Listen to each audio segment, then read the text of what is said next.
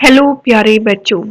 आज हम करेंगे डायरेक्टरेट ऑफ एजुकेशन की हिंदी की कार्यपत्रिका। और ये कार्यपत्रिका है 26 तारीख की और 118 नंबर की है। ये वर्कशीट कक्षा 3 के बच्चों के लिए। यहाँ विद्यार्थी अपना नाम और यहाँ शिक्षक व शिक्षिका का नाम। नमस्ते प्यारे बच्चों, क्या आप जानते हैं कि आज कौन सा दिन है? जी हाँ, आपने सही जाना, आज संविधान दिवस है। डॉक्टर भीमराव अंबेडकर को भारत के संविधान का जनक कहा जाता है। 26 नवंबर का दिन भारत में संविधान दिवस के रूप में मनाया जाता है। इसी दिन 26 नवंबर को वर्ष 1949 में संविधान सभा द्वारा भारत के संविधान को स्वीकृत किया गया था, जो कि 26 जनवरी 1950 को प्रभाव में आया। तो बच्चों, जो ये संविधान दिवस है, इसे इंग्लिश में कहते हैं कॉन्स्टिट्यूशन डे। तो जो ये कॉन्स्टिट्यूशन डे है, संविधान दिवस है, ये 26 नवंबर को मनाया जाता है भारत में। और संविधान का जनक डॉक्टर भीमराव अंबेडकर को कहा जाता है। यह जो है संविधान जो है 26 जनवरी 1949 में इसे क्या किया गया था? भारत के संविधान को स्वीकृत किया गया था, इसको स्वीकार किया गया था। लेकिन प्रभाव में कब आया? 26 जनवरी 1950 में। अब बच्चों, हमने बहादुर बिट्टो पाठ को अच्छे से पढ़ा। आइए आज इस पाठ में आए निम्नलिखित वाक्यों को दोबारा पढ़ते हैं और देखते हैं कि इन वाक्यों में क्या खास छिपा है। तो बहादुर बिट्टो पाठ तो सबने ही पढ़ा है। अब देखते हैं इनमें क्या खास बात छुपी थी इस पाठ में। भूख के मारे शेर के पेट में चूहे कूदने लगे। भूख के मारे शेर के पेट में चूहे कूदने लगे। आज एक राक्षसी से पाला पड़ गया। भेड़िए और शेर को एक साथ बंधा देखकर किसान के होश हवास उड़ गए। रेखांकित शब्द साधारण शब्दों के विशेष अर्थ दे रहे हैं। जैसे भूख के मारे शेर के पेट में चूहे कूदने लगे। तो जो ये रेखांकित शब्द हैं, ये एक विशेष अर्थ आपको बता रहे हैं। ठीक है, जैसे पेट में चूहे कूदने लगे, इस वाक्य का क्या अर्थ है? इसका अर्थ यह नहीं है कि पेट में चूहे जो है कूद रहे हैं, जंप कर रहे हैं। नहीं, इसका ये अर्थ नहीं है, बल्कि यहाँ इसका क्या अर्थ है कि शेर को बहुत तेज भूख लग रही थी। जैसे कभी कभार हमें बहुत भूख लगती है तो हम बोलते हैं ना, मम्मी जल्दी खाना दो, पेट में चूहे कूद रहे हैं। इसका ये मतलब नहीं है कि चूहे आके पेट में कूदने लग गए हैं। इसका अर्थ, एक विशेष अर्थ है कि आपको क्या लग रही है? भूख लग रही है। जैसे शेर को यहाँ क्या लग रही थी? बहुत तेज से भूख लग रही थी।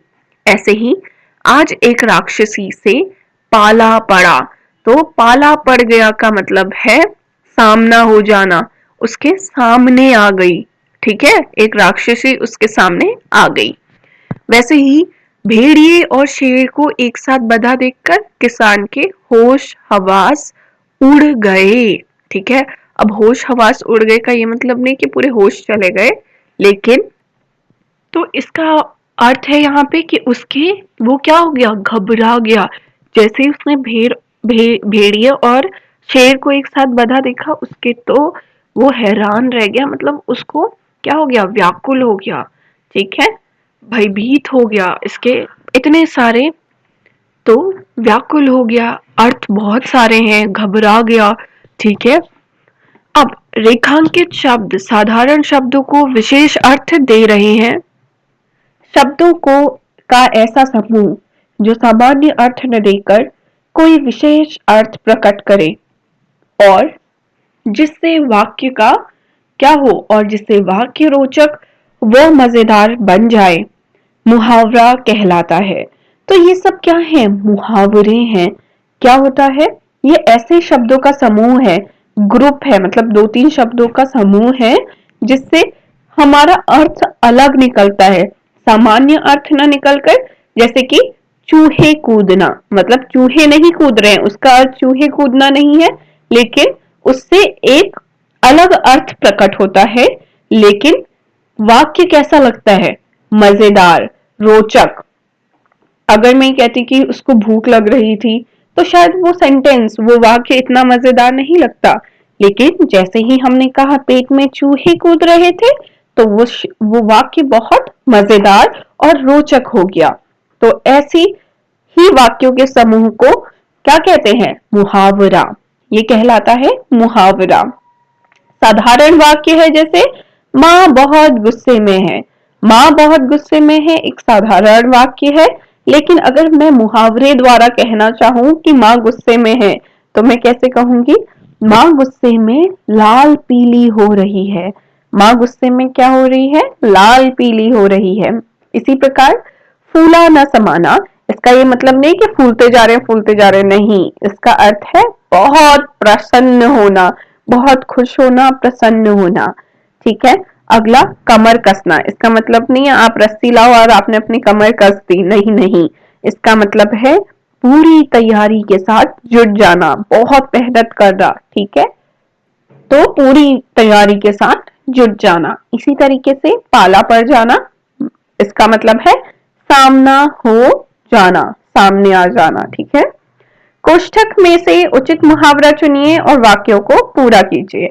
अब हमने कोष्ठक में से सही मुहावरा चुनकर वाक्य को पूरा करना है। जैसे आलू की चाट देखते ही मेरे मुंह में पानी आ गया।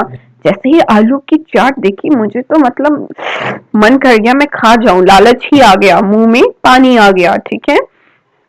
इसी प्रकार मीनू ने आस्था से उसकी गुड़िया मांगी। मीनू ने आस्था से उसकी गुड़िया मांगी तो उसने क्या कर दिया? अंगूठा दिखा दिया या कमर कस दी? कमर कसना तो मतलब पूरी तैयारी पर जुट जाना, नहीं, अंगूठा दिखाना मतलब मना कर दिया, दिया ही नहीं उसने। तो अब आप यहाँ पे क्या लिखेंगे?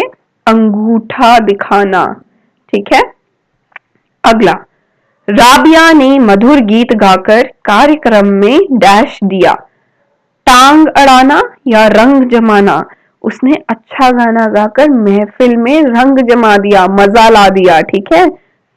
टांग अड़ाना मतलब किसी कार्य को रोकना, अपना बीच में जबरदस्ती का आप जब चीजें मना करने के लिए टांग अड़ा देते हैं, लेकिन यहाँ पे मधुर गीत की बात हुई थी तो रंग जमाना। ठीक है।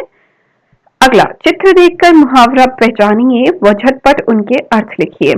तो आपने चित्र देखना है और झटपट से उसका यहाँ पे पूरा मुहावरा कंप्लीट करना है और फिर उसका अर्थ भी लिखना है। ठीक है।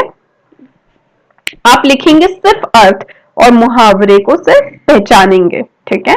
जैसे आंख का ये क्या बना है? तारा। तो ये हो गया आंख का तारा, लेकिन यहाँ अब हम इसे अर्थ पे इसका अर्थ लिखेंगे। आंख का तारा का मतलब है बहुत प्यारा, बहुत प्यारा। जैसे बच्चा माँ की आंखों का क्या होता है? तारा, क्योंकि बहुत प्यारा होता है माँ को, तो बहुत प्यारा। इसी तरीके से दूसरा है आंख लगना। ये हो गया आपका नींद आना। आंख लगना मीन्स अचानक से जो आपको नींद आ जाती है ना, झपकी बीच में नींद आना।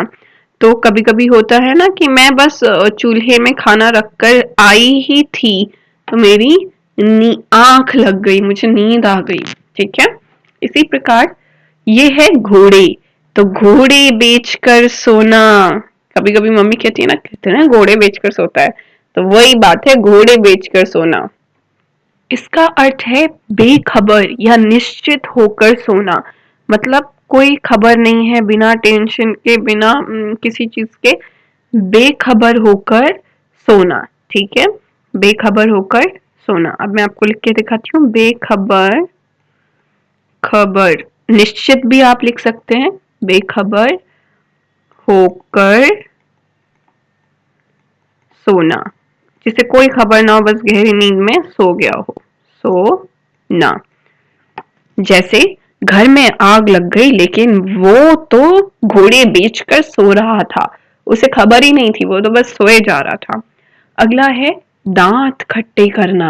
इसका मतलब नहीं नींबू खा लो और दांत खट्टे कर दो, नहीं।